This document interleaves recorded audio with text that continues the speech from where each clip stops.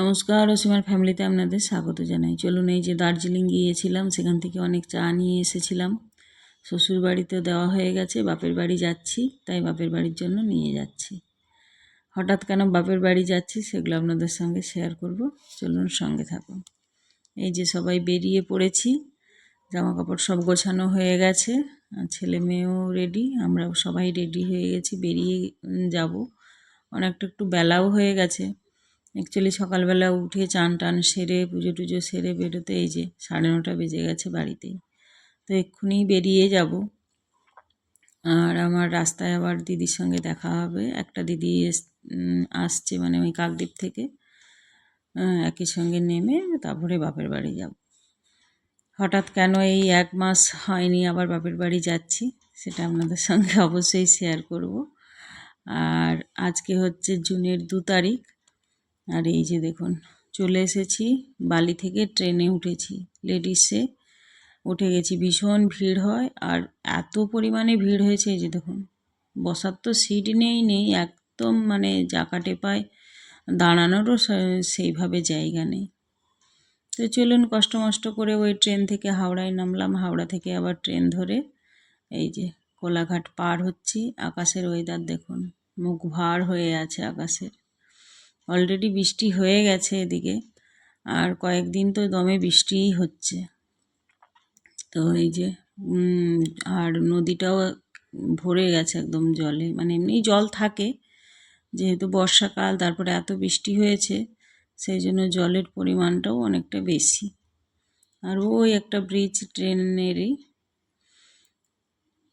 আর এই যে দেখুন, ট্রেনের মধ্যে বাচ্চাদের বদমাইশি, বসে বসে আর ভাল লাগছে না। কাছাকাছি চলে এসেছি, তা আমাদেরও সত্যিকার বসে বসে আর ভালো লাগছে না। মাঝখানে 2-1 জায়গায় দাঁড়িয়েছিল, আধা ঘন্টার মতো একটুখানি লেট আছে ট্রেনটা, মানে যে হিসেবে আমরা উঠেছি সেই ইয়েতে আধা ঘন্টা লেট আছে, দাঁড়িয়ে গেছিলো 2 জায়গায়। তারপরে নামার সময় হয়ে গেছে, তাই এই যে উঠে পড়েছে। আর ছেলের তো বিরক্তি লাগছে, 5-7টা স্টেশনের পরে আর কখন নামবো। তো আমরা এই যে ফাইনালি চলে এসেছি পাঁশকুড়ার উদ্দেশ্যে। আর আমার বাপের বাড়ি তো জানেন, পাঁশকুড়ায় নেমে আবার ভেতরে যেতে হয়। আকাশটা অপূর্ব লাগছে, হালকা মেঘলা, না গরম না ঠান্ডা। তো যাই হোক, এই যে নেমে পড়বো এবার, চলে এসেছি সামনেই পাঁশকুড়া স্টপেজ। আর আমার দিদিরা অলরেডি চলে এসেছে, ওরা ফোন করেছিল, বলেছিলাম যে নেমে ফোন করবি, ওরা ওই আধ ঘন্টা আগে চলে এসেছে।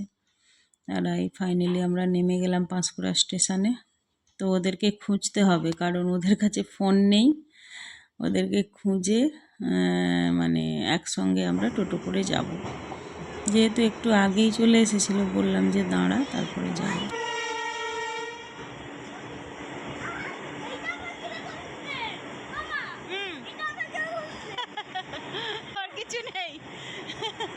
কিছু নেই ওর, দাঁড়া, মাসি কোথায় দেখ,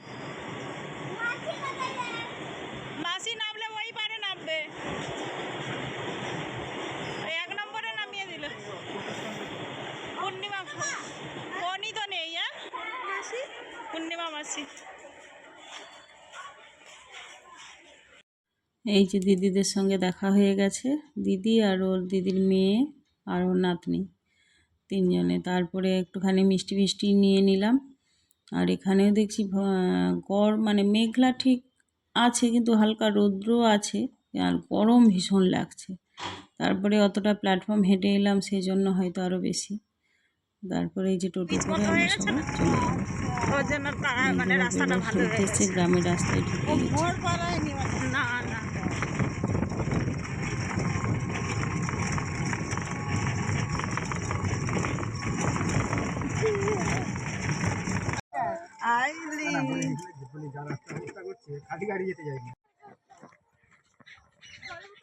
দেখ নদীর জল দেখ, কমে গেছে, আরো বেশি ছিল।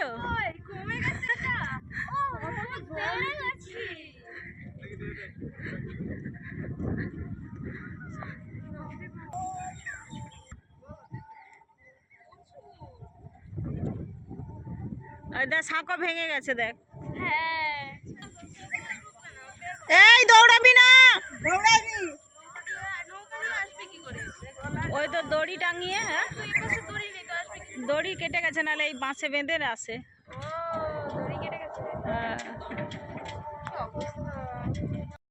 দেখলেন তো 1 মাস আগে ষষ্ঠীর সময় এসেছিলাম, তখন জল ছিল না, ওই দৌড়াদৌড়ি করছিল বাচ্চাগুলো সাঁকোর মধ্যে দিয়ে ওই বাঁশের ব্রিজটা।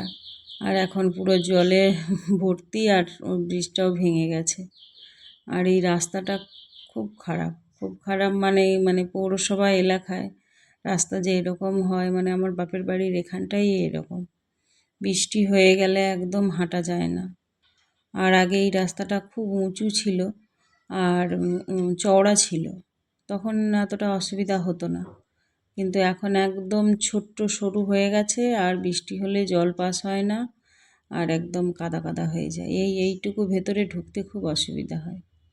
তো চলুন, বাপের বাড়িতে চলে এসেছি, বেলা তো অনেক হয়ে গেছে, 1টা-1:30 বেজে গেছে। 1টা-1:30 নয়, 2টো প্রায়। হ্যাঁ, কারণ আমরা তো এলামই অত বেলায়। রান্না হয়েছে যে মাছ ভাজা, মাছের এই ঝাল করেছে, আর এইদিকে চিংড়ি মাছের বড়া হচ্ছে, আলু ভাজা, ডাল, আর এই বাঁধাকপির তরকারি। আর যেহেতু লেট হয়ে গেছে, সবাই খেতেও বসে গেছে, তো আমরা বললাম লেট করো না, আর খেয়ে নাও সবাই। তো এক দফা ছেলেদের সব খাওয়া হয়ে গেছে, আমরা মেয়েরা এবারে খাবো। সব খাবার দাবার নিয়ে চলে এসেছি রান্নাঘর থেকে, নিয়ে এসে সবাই বসে যাচ্ছি যে এক জায়গায় সবাই নিয়ে বসে পড়ো, দিয়ে খাওয়া হয়ে যায়, কারণ অনেকটাই বেলা হয়ে গেছে। তারপরে এমনিতেই এসেছি সব জার্নি করে। তারপরে খাওয়া দাওয়া সেরে যে বিকেলটা বিকেল হয়ে গেছে, খাওয়া দাওয়া সেরে উঠতে উঠতে আমাদের 2:30-3টে হয়ে গেছিলো। তারপরে আর শোয়া হয়নি, একটুখানি শুয়ে তারপরে সবাই এখানে এই গল্প করছি আর আকাশ দেখছি। আর এইখানে দেখুন ফুলগুলো কি সুন্দর হয়ে আছে, আর মাঠে এই যে বৃষ্টি হয়েছিল জল জমে গেছে, আর আকাশটা দেখুন কি অপূর্ব লাগছে। অ্যাকচুয়ালি যখন বাপের বাড়িতে থাকতাম বা বিয়ের পরেও, এত আকাশ, প্রাকৃতিক পরিবেশ আমার খুবই ভালো লাগে।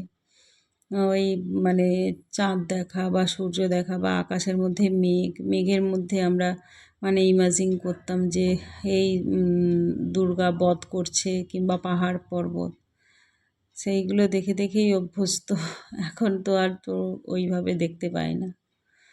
আর চলো না, সেই কাঁঠাল আমার কাকিমা দিয়েছে, কাঁঠাল খেতে সেই আগের বারে দেখিয়েছিলাম না ভিডিও, যে এই যে কাঁঠাল কত হয়ে আছে, তো সেইগুলোই ভাঙা হবে, পেকে গেছে।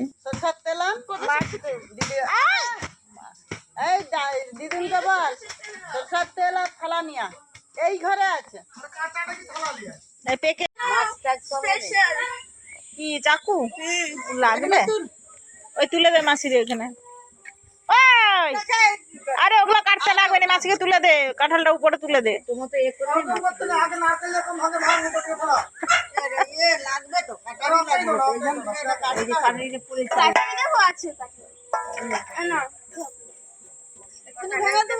হ্যাঁ, আরো কত বেলা খাবি? হজম হয়ে ছেলে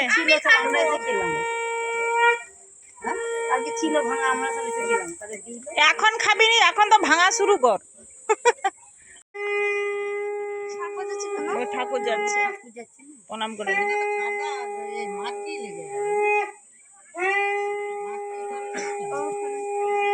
সরে যা, কানে গুলো কান খালি।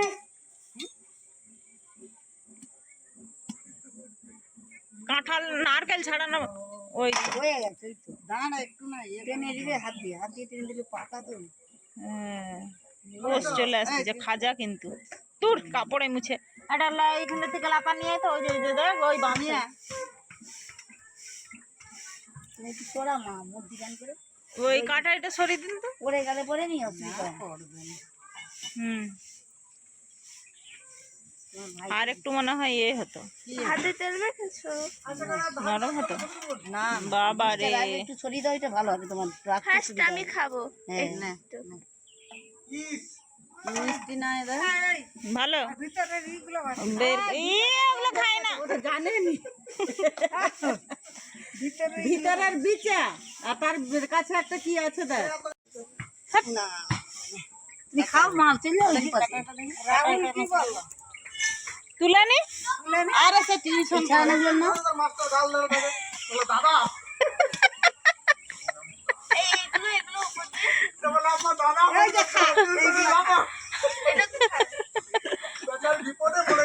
মিষ্টি নেই বেটা কোথায় গেল?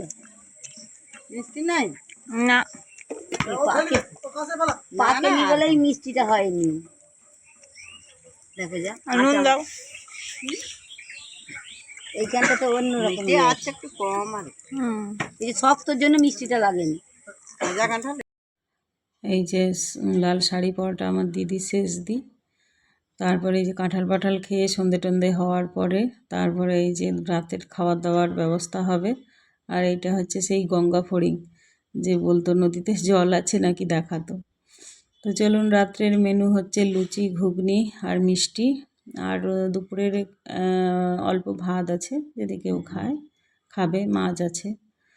আর যেহেতু ঘুগনি, তো সে কেউ মুড়ি খাক বা কিছু, ওর জন্য বেশি করেই বানানো মানে হয়েছে। তো দিদি বলছে দেখাস না, রং হয়নি কিছু না। আমি তো বললাম যে রং হয়নি তো কী হয়েছে। তো এখানে সবাই বসে আমরা গল্প করছি, যে মা বসে আছে আর ওই দিদির মেয়েকে একটুখানি হাঁটাচ্ছে। ওর একটু শারীরিক মানে অসুবিধা আছে, ও স্বাভাবিকভাবে হাঁটতে চলতে পারে না, তো ওই জন্য ওকে হাঁটাচ্ছে। আর আমরা এখানে লুচি টুচি এই সব মেখে রেডি, এবারে বেলা হবে আর ভাজা হবে। তো ওটা দিয়ে দিয়েছে যখন, ওইটা তুমি চাপা দিয়ে দাও। ও আচ্ছা আচ্ছা।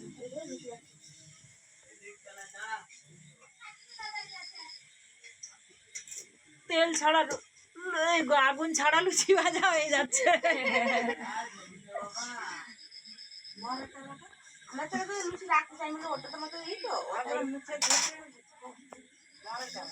হ্যাঁ গো। চলুন, সব রান্না কমপ্লিট, খেতেও দেওয়া হয়ে গেছে বাচ্চাদের। এই যে লুচি আর ঘুগনি আর মিষ্টি। তো চলুন, এখানেই ব্লগটা শেষ করছি। যদি ভালো লেগে থাকে অবশ্যই একটা লাইক, শেয়ার, কমেন্ট করবেন। যারা নতুন হবেন অবশ্যই সাবস্ক্রাইব করবেন। সবাই সঙ্গে থাকবেন।